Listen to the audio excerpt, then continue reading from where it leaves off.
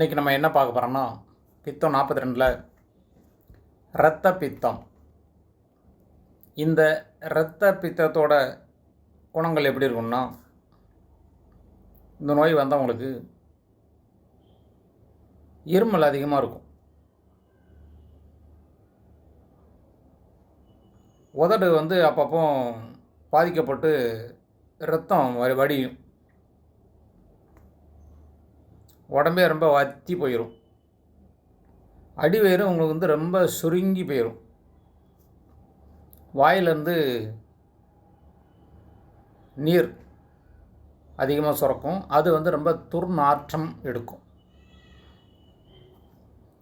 அவங்களோட இடுப்பில் ரொம்ப குடைச்சல் கொடுத்துட்டே இருக்கும்.